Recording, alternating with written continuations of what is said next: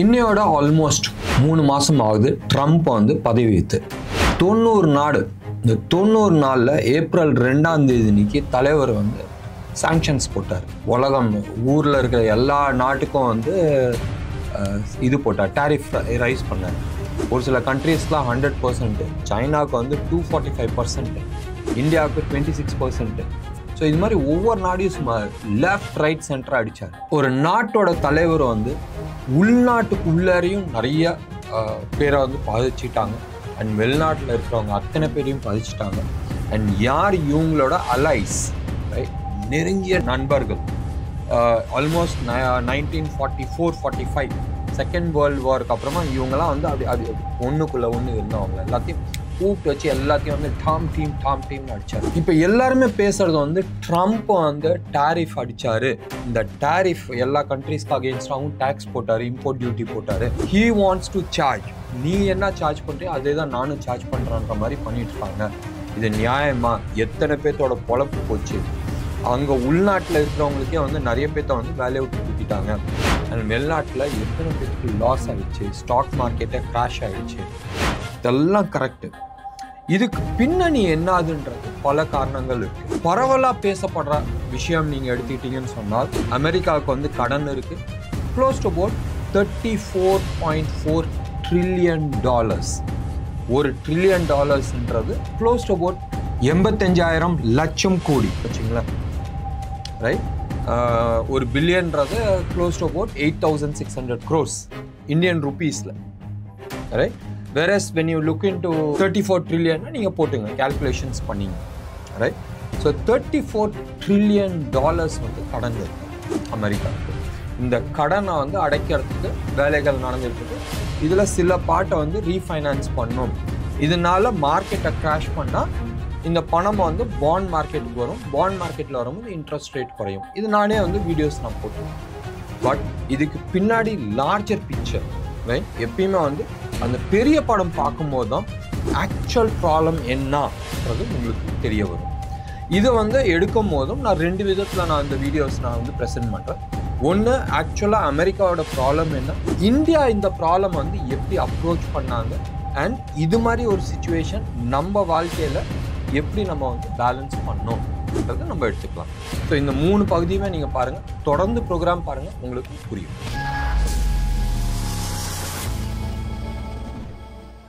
ஆரம்பிக்கிறது வந்து ஒரு சின்ன டேட்டாவோட ஆரம்பிக்கலாம். 2024 அமெரிக்கா வந்து 5 ஷிப்பு ப்ரொடக்ஷன்ஸ் பண்ணாங்க. ஹோல் ஆஃப் அமெரிக்காவில் 5 கப்பல் ப்ரொடக்ஷன் பண்ணாங்க. பெரிய விஷயம் இல்லை. சைனா எவ்வளோ ப்ரொடக்ஷன் பண்ணாங்க தெரியுமா? வேர்ல்ட்ஸ் நம்பர் 1 சைனா தான் வந்து ஷிப் ப்ரொடக்ஷனில். நம்பர் 2 வந்து சவுத் கொரியா, டர்க்கி, ஜப்பான், இவங்க தான் வந்து இருக்கிறாங்க. நோவேர் இன் தி வேர்ல்ட் இந்தியாவோட ப்ரொடக்ஷன் கெப்பாசிட்டி, நம்மளோட ப்ரொடக்ஷன் கெப்பாசிட்டி 0.01, நாட் ஈவன் 1, சரியா? 0.01% தான் நம்மளோட கெப்பாசிட்டி. ஸோ சைனா வந்து 1800 ஷிப்ஸு, எப்படி 1800 ஷிப்ஸ் வந்து ப்ரொடக்ஷன் பண்ணியிருக்கிறாங்க. 360 டைம் அமெரிக்காவோட ஜாஸ்தி ப்ரொடக்ஷன்ஸ் சைனா பண்ணியிருக்கிறாங்க. அப்போ this is the capacity of China. ஏன் சைனாவில் இவ்வளோ ப்ரொடக்ஷன் பண்ணுது, அமெரிக்காவில் பண்ண முடியல? கேபிட்டலிசம். கேபிட்டலிசமில் வந்து ஆக்சுவல் ஐடியா என்ன, நான் முதலாளியாக இருக்கும் போதும் தர்மம் கிடையாது. எனக்கு எது ஜாஸ்தி லாபம் கொடுக்கும் அது நான் பண்ணிட்டு போவேன். யார் எக்கடனா போட்டோம், எனக்கு வந்து 100 ரூபா கிடைக்கிறது பதில் 120 ரூபா கிடைக்குதா, 120 ரூபா நான் பண்ணுவேன் ரேதர் தென் 100 rupees. ஸோ இதுதான் வந்து கேபிட்டலிசமோட தர்மம், ரைட். Maximum profit. இதில் வந்து நான் சீட்டிங் பண்ணுறதை பற்றி நான் பேசல. மறுபடியும் நான் சொல்கிறேன், சப்ஸ்டாண்டர்ட் ப்ராடக்ட்ஸ் கொடுக்கறது, சீட்டிங் பண்ணுறது அது பேசல. பட் கேபிட்டலிசமில் நான் குவாலிட்டி ப்ராடக்ட்ஸ் கொடுக்குறேன். நான் அந்த குவாலிட்டி ப்ராடக்ட்ஸ் கொடுக்கறதுல ஏன் ப்ராஃபிட் எப்படி மேக்ஸிமைஸ் பண்ணுவாங்க.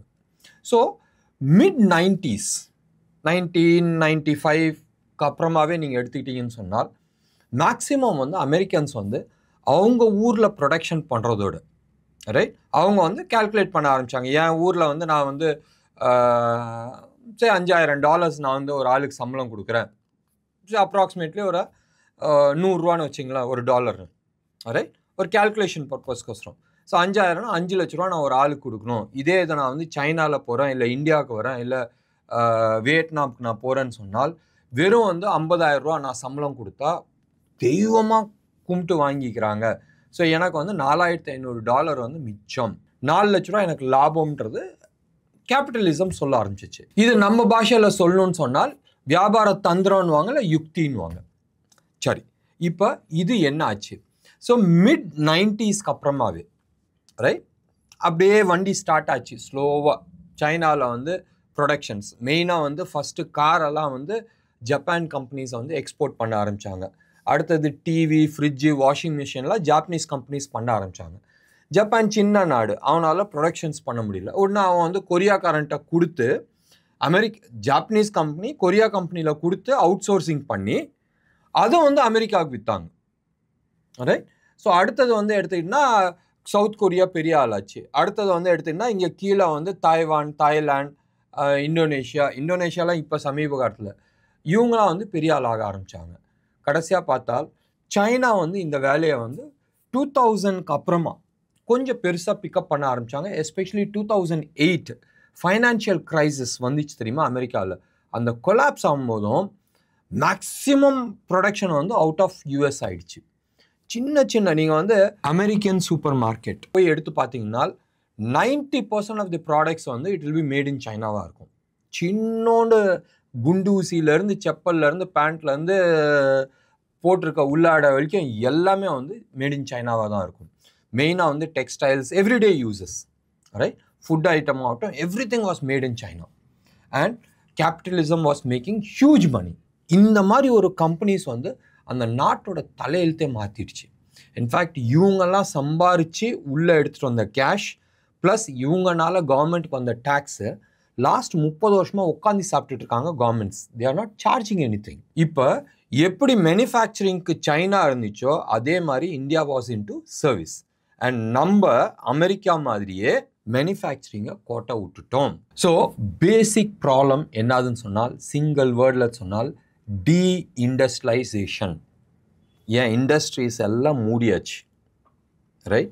இண்டஸ்ட்ரி மூடுறதுல 2 விஷயம் வந்துச்சு. என்ன வந்துச்சு? அப்பா என் கையெல்லாம் அழுக்கு பண்ண மாட்டேன், ரைட், என் கை சுத்தமான கை, எனக்கு வந்து பொல்யூஷன் பிடிக்காது, நான் இண்டஸ்ட்ரியலைசேஷன்ஸ் நான் பண்ண மாட்டேன், எனக்கு சீப்பாக கூட்ஸ் கிடைக்குது, எவனோ ஒருத்தன் வந்து வேலை பண்ணுறான், ரைட், நான் வீட்டில் நான் சமைக்கலை, வீட்டில் நான் வந்து சமைக்கிறதுக்கு வந்து எனக்கு 100 ரூபா ஆகுது, எனக்கு அதே சாப்பாடு எனக்கு வந்து வெளியில் வந்து எனக்கு 30 ரூபா இல்லை 50 ரூபா கிடைக்குதுன்னா நான் ஏன் வீட்டில் சமைக்கணும், நான் வெளில சமைக்கிறேன்னு சொல்லிட்டு வீட்டில் எல்லாத்தையும் மூடியாச்சு. இவன் வந்து கொடுத்துக்கிட்டே இருக்கிறான். திடீர்னு ஒரு நாள் ஐயா இன்னையிலேருந்து உனக்கு தோசை கிடைக்காது, நான் கொடுக்குற ஆப்பம் தான் நீ சாப்பிட்ணுன்னு சொன்னால் உனக்கு தோசைக்கு வேல்யூ கிடையாது. ஏன்னு சொன்னால் உன் வீட்டில் வந்து ஒரு தோசை ஊற்ற மறந்துட்டீங்க, எப்படி பண்ணுன்னே தெரியாது. ஸோ அவன் கொடுக்குற ப்ராடக்ட் தான் சாப்பிட்டாகணும், அவன் கொடுக்குற டேஸ்ட் தான் நீ சாப்பிட்டாகணும், அவன் கொடுக்குற ரேட்டில் தான் நீ சாப்பிட்டாகணும். இதுதான் நடக்குது யூஎஸ் பொறுத்த வரைக்கும். So China indirectly he became the world's largest manufacturers. One, somewhere around 2005-2007 பக்கமாக நீங்கள் எடுத்துக்கிட்டீங்கன்னு சொன்னால் அமெரிக்கா வந்து ஸ்லோவாக வேர்ல்டில் இருக்கிற எல்லா மைன்ஸும், ரைட், அது கோல்டு ஆகட்டும், சில்வர் ஆகட்டும், ஸ்டீல் ஆகட்டும், காப்பர் ஆகட்டும், எல்லா மைன்ஸுமே அவங்க கண்ட்ரோலில் இருந்துச்சு. அந்த கண்ட்ரோல் வந்து ஸ்லோவாக அவங்க வெளியில் வர ஆரம்பித்தாங்க. ஏன்னு சொன்னால், அப்போ நான் வந்து ஸ்டீல் மேனுஃபேக்சரிங்ஸ் தேவையில்லை, எனக்கு ஸ்டீல் வேணால் நான் வந்து கொரியாவிலேருந்து வாங்கிக்கிறேன், இல்லை ஜப்பான்லேருந்து வாங்கிக்கிறேன், இல்லை சைனாலேருந்து வாங்கிக்கிறேன். why should I need? So நான் வந்து மைனிங் இண்டஸ்ட்ரி விட்டு வெளியில் வந்தாச்சு. இவங்க வெளியில் வர வர வர சைனா ஒவ்வொரு மைன்ஸாக போய் பிடிக்க ஆரம்பித்தாங்க. ஓகே, உலகம் வந்து என்ன நினச்சிக்கினா, ஓகே அவனுக்கு வந்து எப்படியா இருந்தால் ப்ரொடக்ஷன்ஸ்க்கு தேவை இருக்குது, ஸோ அதனால இவங்க எடுக்கிறாங்க. பட் சைனாவோட ஸ்ட்ராட்டஜி வாஸ் சூப்பர். இந்த சைடு ப்ராடக்ட் பண்ணி அமெரிக்காவுக்கு விற்கிறாங்க. வேர்ல்டில் வந்து லார்ஜஸ்ட் கன்சியூமர் அவங்க தான். இப்போ உலகம் பூரா விற்றுட்ருக்காங்க, அது வேறு விஷயம். பட் மேஜராக நான் 100 ப்ராடக்ட் பண்ணுறேன்னா என் ஊரில் ஒரு 2 ப்ராடக்ட் சாப்பிட்டுப்பேன், அமெரிக்காவுக்கு வந்து 80 ப்ராடக்ட் விற்பேன், மீதி இருக்கிற 18 ப்ராடக்ட் உலகத்தில் இருக்கிற மற்ற நாடுக்கெலாம் வந்து விற்றுக்கிட்டு இருந்தேன். ஸோ இதுதான் வந்து அவங்களோட ஸ்ட்ராட்டஜியாக இருந்துச்சு. ஸோ எனக்கு ப்ரொடக்ஷன் பண்ணுறதுக்கு ரா மெட்டீரியல்ஸ் நானே வந்து மைன்ஸ் வாங்க ஆரம்பித்தேன். அது ஸ்டீல் ஆகட்டும், சிமெண்ட் ஆகட்டும், பிளாஸ்டிக்ஸ் ஆகட்டும், ஒன்றுக்கும் ரா மெட்டீரியல்ஸ் இவங்களே வந்து மைன்ஸ் எடுத்து லாங் டேர்ம் லீஸ் இல்லாட்டினா கம்ப்ளீட் கண்ட்ரோல் எடுத்துகிட்டு வர ஆரம்பித்தாங்க. அண்ட் எந்த அளவுக்கு அவங்க வந்து ஒர்க் பண்ணாங்கன்னு சொன்னால், வேர்ல்டில் ஓடுற 100 கப்பலில் 80 கப்பல் இன்னைக்கு வந்து சைனாவோட கப்பல். ஞாபகம் வச்சுங்க, 100 கப்பல் ஓடுதுன்னா அதில் 80 கப்பல் அவங்களுது. ஸோ ப்ரொடக்ஷன் அவங்கள்ட்ட இருக்குது, அதுக்கான ரா மெட்டீரியல் அவங்க பண்ணுறாங்க, அதுக்கான டிரான்ஸ்போர்ட்டேஷன் அவங்க பண்ணுறாங்க. அப்போ ப்ரைஸிங் கண்ட்ரோல் யார்கிட்ட இருக்குது? அரௌண்ட் கொரோனா சமயத்தில், கொரோனா வந்த புதுசில் உலகத்துக்கே தெரியும் கொரோனா வந்தது வந்து சைனாவில் இருந்துன்னு.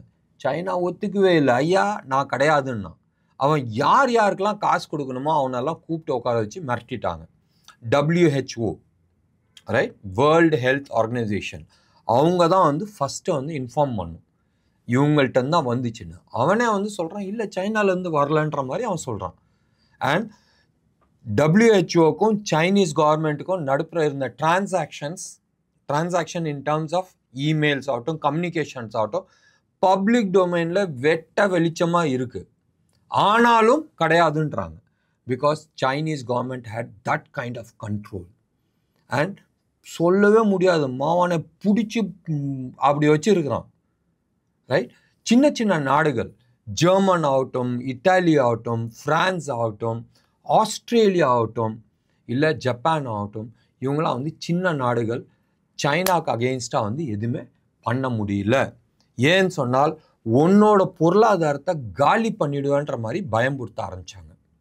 அண்ட் சம்வேர் க்ளோஸ் அபவுட் 2017, 2018 கொரோனாவுக்கு முன்னாடி இருந்து நாட் ஓன்லி இந்த சின்ன சின்ன ப்ராடக்ட்ஸ், ஷூவு, பேண்ட்டு, ஷர்ட்டு, இது மாதிரி விஷயத்தெல்லாம் விட்டுட்டு அவங்க பெரிய விஷயத்துக்கு வர ஆரம்பித்தாங்க. செல்ஃபோனு, லேப்டாப்பு, இந்த சின்ன விஷயத்தெல்லாம் மற்றவங்களுக்கு கொடுக்க ஆரம்பித்தாங்க. ஷூ எல்லாம் வந்து வியட்நாமுக்கு போக ஆரம்பிச்சிச்சு. ரைட், சின்ன சின்ன மவுஸு, பென்னு, இது மாதிரி இந்த பிளாஸ்டிக் ஐட்டம் இதெல்லாம் வந்து கம்போடியாவுக்கு போக ஆரம்பிச்சிச்சு. துணியெல்லாம் வந்து எடுத்துக்கிட்டிங்கன்னு சொன்னால் it started coming to Bangladesh. Right, இந்தியாவுக்கு வரல, பங்களாதேஷ் போக ஆரம்பிச்சிச்சு. ஏன்னா பங்களாதேஷில் வந்து பொல்யூஷன் ப்ராப்ளம் கிடையாது. அண்ட் பொல்யூஷன் எவ்வளோ ஆனாலும் அந்த கண்ட்ரி வந்து கண்டுக்கிற நிலைமையில இல்லை, பொருளாதாரம் அவ்வளோ மோசமாக இருந்துச்சு. ஸோ துணி இண்டஸ்ட்ரி நீங்கள் எடுத்துக்கிட்டிங்கன்னு சொன்னால் பங்களாதேஷ்க்கு வந்துச்சு. லெதர் இண்டஸ்ட்ரி வந்து பங்களாதேஷ்க்கு போச்சு. அவன் வந்து பெரிய ப்ராடக்ட்ஸ் போக ஆரம்பித்தாங்க. Fridge, washing machine, laptop, cellphone, அப்படி போக ஆரம்பித்தாங்க. அண்ட் சம்வேர் அரவுண்ட் 22 21, 22 எடுத்துக்கிட்டா அவங்க ஈவியில் போக ஆரம்பித்தாங்க. Electric vehicles, Patrice. ரைட், அவங்களுக்கு தெரிய வந்துச்சு that battery is going to be the next oil. And அதில் வந்து பெரிய லெவலில் வந்து இன்வெஸ்ட் பண்ண ஆரம்பித்தாங்க. இன்னைக்கு உலகத்தில் இருக்கிற 90% of the batteries, right, is manufactured in China. Though lithium வந்து மற்ற கண்ட்ரீஸ்லேயும் பண்ணாலும் அதை ப்ராசஸ் பண்ணி பேட்டரியாக மாற்றுற கெப்பாசிட்டி வந்து சைனாட்ட மட்டும்தான் இருந்துச்சு. இன்றைக்கி டெஸ்லா கார் எடுத்துங்க, இல்லை உலகத்தில் இருக்கிற எந்த கார் வேணாலும் எடுத்துங்க, இன்க்ளூடிங் இந்தியாவில் வர டாடா மோட்டார்ஸ் ஆகட்டும், இல்லை மஹேந்திரா அண்ட் மஹேந்திராஸ் ஆகட்டும், இவங்களோட பேட்ரி மேனுஃபேக்சரிங் எங்கே நடக்குதுன்னு சொன்னால் ஏதாச்சும் ஒரு ரூபத்தில் சைனாலேருந்து வருது. நான் பேட்டரியாக வந்து இப்படி எடுக்க மாட்டேன். ரைட், பேட்டரியாக எடுக்கிறதுக்கு பதிலாக அதில் இருக்கிற செல்ஸி எடுப்பேன், இல்லை அதில் இருக்கிற லித்தியம், ப்ராசஸ் லித்தியமாக இருக்கும், ஏதோ ஒரு ஃபார்மில் வந்து நம்ம அங்கேருந்து வாங்கிட்டு இருக்கோம். அப்படி வாங்கும் போதும் என்ன ஆகுதுனால் சைனாக்காரன் ஹீ டிக்டேட்ஸ் தி டேர்ம்ஸ். எப்படி? He dictates the terms.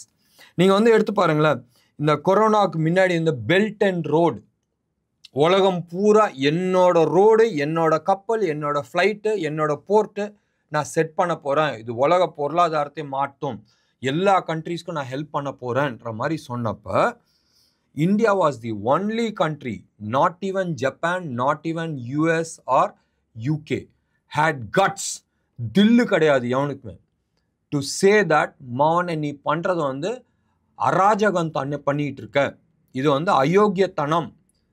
இந்த வார்த்தையை வந்து எக்ஸாக்டாக யூஸ் பண்ணது இந்தியா மட்டும்தான். ரைட், அமெரிக்காவும் கடைசி நேரத்தில் சரண்டர் ஆச்சு.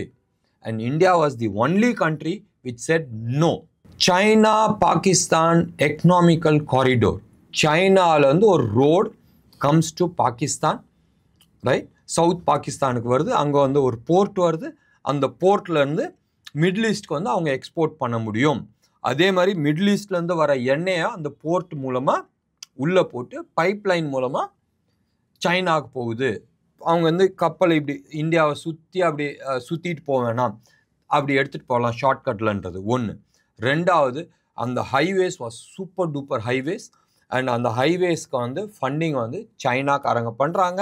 அந்த ஃபண்டிங் நம்ம அமெரிக்காக்காரன் தான். அப்பா நான் அவனுக்கு வந்து 10 லட்ச ரூபா கொடுக்க போகிறேன்ப்பா. அந்த 10 லட்ச ரூபாய்க்கு என்ன பண்ண போகிறேன், நான் பாகிஸ்தானுக்கு கொடுக்கல. அந்த 10 லட்ச ரூபாய்க்கான பொறுமான மெட்டீரியல் நான் கொடுக்க போகிறேன். எப்படி கொடுக்க போகிறேன், என் ஆளுங்க வந்து அங்கே ரோடு போடுவாங்க, என் கம்பெனி வந்து ரோடு போடுவாங்க. அந்த 10 லட்ச ரூபாயில் எவ்வளோ லாபம், 4 லட்ச ரூபா லாபம். அது சைனா கம்பெனிக்கு போகும். கடன் யாருக்கு, பாகிஸ்தானுக்கு. அந்த ரோடில் போகிற பொருட்கள் யாருது, சைனாவுது. ஸோ பாகிஸ்தானுக்கு என்ன கிடைக்கும், ஒரு கண்ட்ராய்வும் கிடைக்காது. பாகிஸ்தான்காரனை பொறுத்த வரைக்கும் ரோடு பலன்னு இருக்கும். அதில் போகிற கப்பல், அதில் போகிற பொருட்கள் எல்லாமே சைனாவோட ப்ராடக்ட். சைனாவோட எக்கானமி வளரும், பட் பாகிஸ்தானோட எக்கானமி கிடையாது. இதே மாதிரி தான் உலகத்தில் இருக்கிற நிறைய கண்ட்ரீஸை வந்து சைனா ட்ராப் பண்ணிக்கிட்டே இருந்துச்சு. பாகிஸ்தான் எக்கானமி காலி, ரைட்? இந்தோனேஷியா எக்கானமி ஆல்மோஸ்ட் காலி ஆச்சு. மியான்மர் எக்கானமி காலி ஆச்சு. ஸ்ரீலங்காவில் எப்படி சைனாக்காரங்க ட்ராப் பண்ணாங்கன்றது உலகத்துக்கு எல்லாத்துக்குமே தெரியும். அண்ட் பல நாடுகளில் பண்ணாங்க. And half late the only country which survived was India.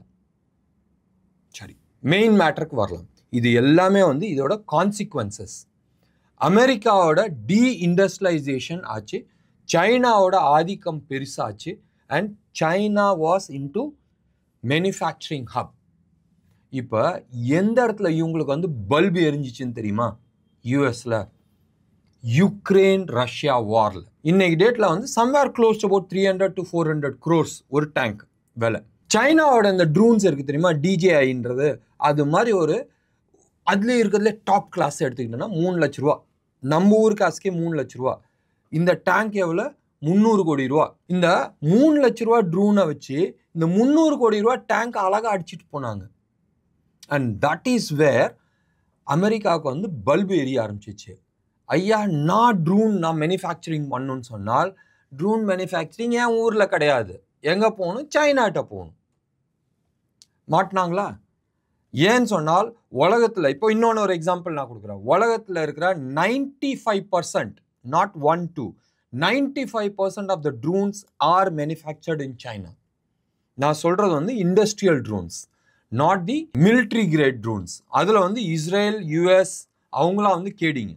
அதெல்லாம் ஒன்று 100 கோடி 200 கோடி 300 கோடி. இப்போ இந்தியா கூட ஒரு 40 ட்ரோன்ஸ் வாங்குறாங்க, ஹை அண்ட் ட்ரோன்ஸ் வாங்குறாங்க. அதெல்லாம் அந்த ரேட் போகுது. சின்ன ட்ரோன்ஸ் வேணுமா, நீங்கள் எடுத்து பாருங்களேன். எனி கல்யாணத்துக்கெல்லாம் போகும்போது இப்போலாம் இப்படி அப்படியே ஃப்ளைட்டு மாதிரி வருது. அதெல்லாம் எங்கேருந்து வருது, எல்லாம் சைனா.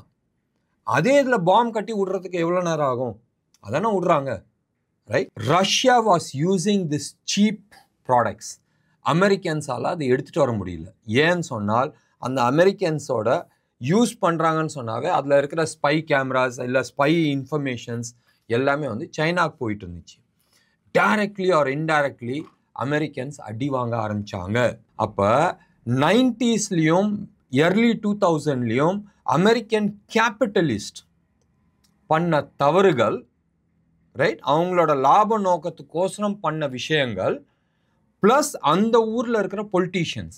இப்போ இண்டஸ்ட்ரியலைசேஷன் இங்கே ப்ரொடக்ஷன் பண்ணுறதுக்கு பதிலாக அது வந்து ஜப்பானுக்கோ இல்லை கொரியாவுக்கோ இல்லை சைனாவுக்கோ போகும்போதும் அந்த ஊரில் இருக்கிற மக்களோட சம்பார்த்தனை குறைய ஆரம்பிச்சிச்சு. முதலாளிங்க காசு சம்பாரிச்சாங்க, பட் அங்கே வேலை பண்ணிட்டு இருந்த ஆளுங்களோட வேலை போச்சு இல்லை. இப்போ நான் வந்து இங்கே ஒரு ஃபேக்ட்ரி வச்சுருக்கிறேன். நான் ஃபேக்ட்ரியில் வந்து ஒரு 10,000 பேர் வேலை பண்ணுறாங்க. இந்த ஃபேக்ட்ரி நான் இங்கே பண்ணுறதுக்கு பதிலாக நான் சைனாலேருந்து இம்போர்ட் பண்ணுறேன்னா இந்த 10,000 பேர்த்தோட வேலை காலி.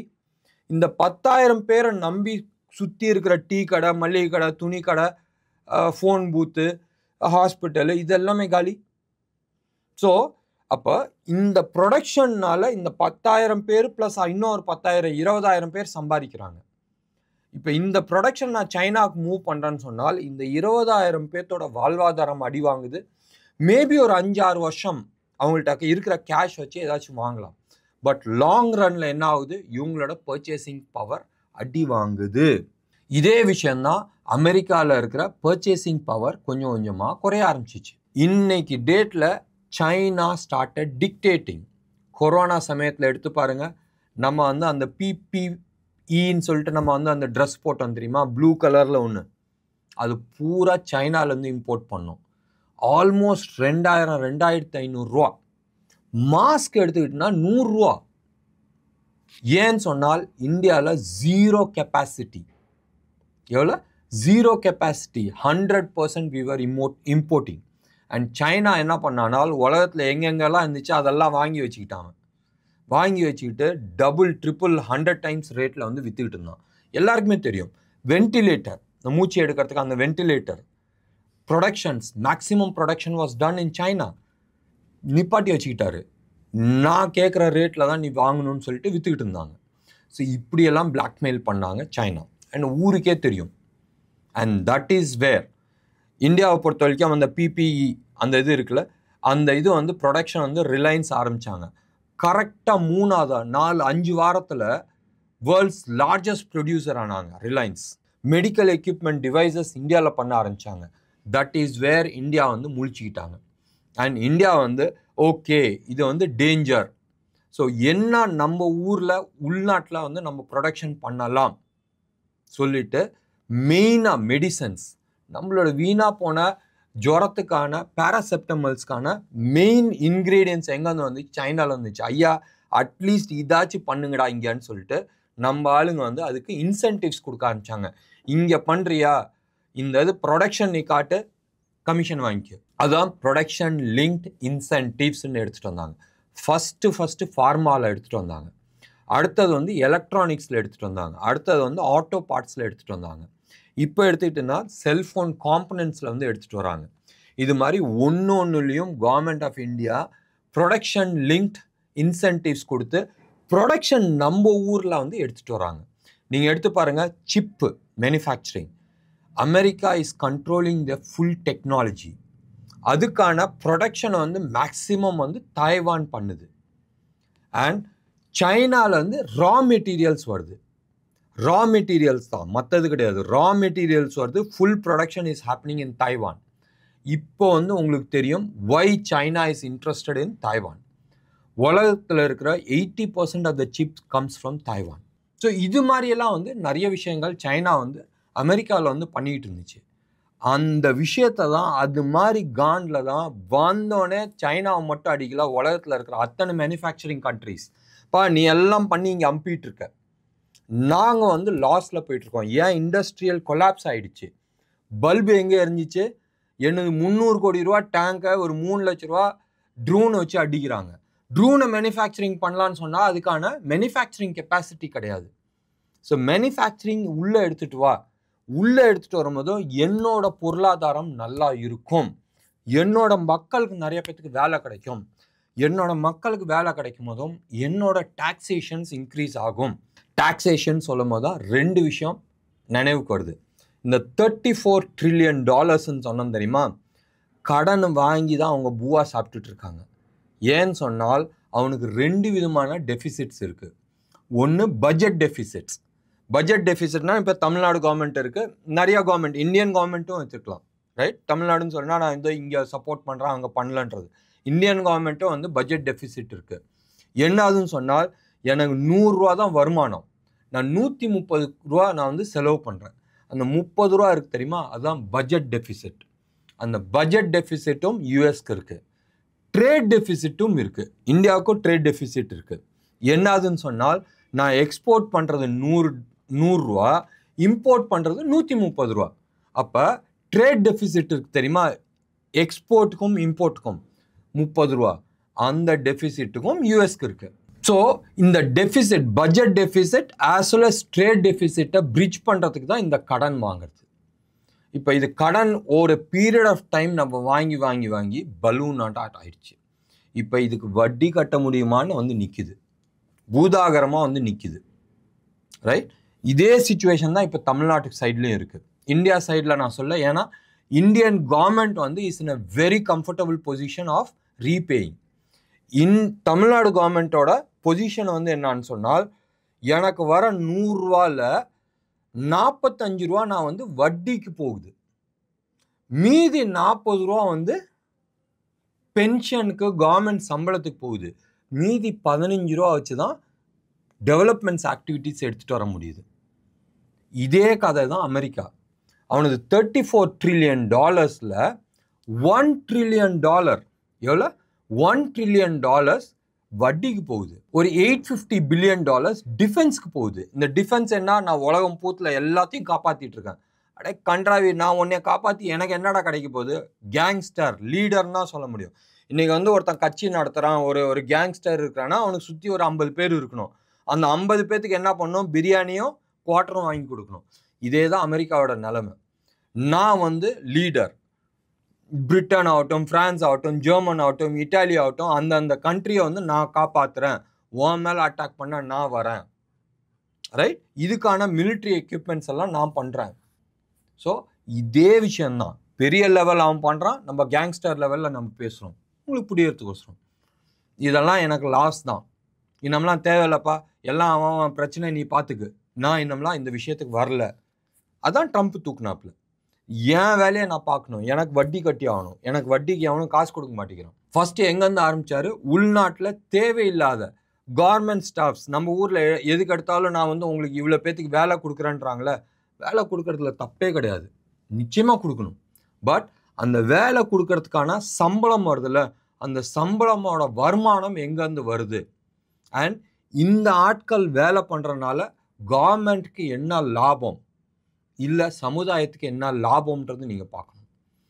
ஓட்டு வாங்குறதுக்கோசரம் நான் இவனுக்கு வேலை கொடுக்குறேன்னு சொன்னால் காலி. அண்ட் இந்த விஷயந்தான் வந்து ட்ரம்ப்பும் பண்ணாப்புல. அங்கே ஓட்டு வாங்குறதுக்குன்னே நிறைய பேத்துக்கு வேலை கொடுத்துக்கிட்டு இருந்தாங்க. தேவையில்லாத ஆட்களை வேலையை விட்டு எடுக்கிறேன், ஸோ தட் என்னோட பொருளாதாரம் இன்க்ரீஸ் ஆகணும். இன்னொன்று, நான் இம்போர்ட் பண்ணுறதுக்கு பதிலாக கட் டவுன் பண்ணுறேன். ரைட்? ஏன்னு சொன்னால் அமெரிக்காவுக்குள்ளே இம்போர்ட் பண்ணுறது வந்து டியூட்டி 0. அதே இது நான் வந்து சைனாவுக்கு எக்ஸ்போர்ட் பண்ணுறேன், இல்லை வியட்நாமுக்கு எடுத்துக்க பாருங்க. அமெரிக்காவில் வந்து வியட்நாமுக்கு எக்ஸ்போர்ட் பண்ணால் 66%, அவர் 66% டேக்ஸ் போடுவார். ஆனால் வியட்நாமில் வந்து யூஎஸ்க்கு போகும்போது 0% டேக்ஸ். நம்ம அமெரிக்காவிலேருந்து இந்தியாவுக்கு வந்துச்சுன்னா நம்ம வந்து காருக்கு வந்து 100% டேக்ஸ். 100 ரூபா காரு இங்கே வந்து 200 ரூபா. ஆனால் இந்தியாவில் வந்து கார் எக்ஸ்போர்ட் ஆச்சுன்னா 0% டேக்ஸ். அப்போ அவனுக்கும் கோவம் வரும் தானே. அந்த விஷயத்தை தான் ட்ரம்ப் பண்ணுறாரு. இது எல்லாத்தையும் நான் சொன்ன விஷயத்தை எல்லாத்தையும் எடுத்து முடிச்சு போட்டு பாருங்கள், உங்களுக்கு ஏன் இந்த இன்னைக்கு சிச்சுவேஷன்ன்றது புரியும். இது வந்து ரொம்ப நாளாக நீடித்து இருக்கிற சிச்சுவேஷன். 2005 தலை தூக்குச்சு. 2008 வந்து ஒரு பபுள் வெடிச்சிச்சு. அப்போ கூட மனுஷன் முழிக்கல. அப்போ வந்து ஏதோ பிளாஸ்திரி போட்டு எப்படியோ காப்பாற்றி வெளில வந்துட்டாங்க. ரியல் ப்ராப்ளம் முடியல அன்னைக்கும். ரைட்? அது வந்து மீண்டும் ஆல்மோஸ்ட் 20 வருஷம் கழிச்சு வெடிச்சிருக்கு. அண்ட் வெடித்தது இந்த தர பயங்கரமாக வெடிச்சிருக்கு. அந்த தர சாதாரணமாக வெடிச்சிச்சு. இந்த தர பேஷண்ட்டை வந்து ஹாஸ்பிட்டலில் இருக்கிறான், ஸ்டீராய்டு போட்டுட்டு உட்காந்துட்டு இருக்கான். இந்த தர இதை காப்பாற்றலன்னு சொன்னால் உலக பொருளாதாரத்தை காப்பாற்றவே முடியாது. ரைட்? யாராச்சும் சில ஆட்கள் கையில் கண்ட்ரோலில் போகிறதுக்கான நிறைய சான்சஸ் இருக்குது. அமெரிக்கா இதுக்கு ஒரு டிசைசிவ் மூடு எடுத்திருக்கிறாங்க. ரொம்ப சிம்பிள். ஏன் பொருளாதாரம் நல்லா இருக்கணும்னு சொன்னால், ஏன் சமுதாயம் நல்லா இருக்கணும்னு சொன்னால், ஏன் ஊரில் உற்பத்தி ஆகணும்.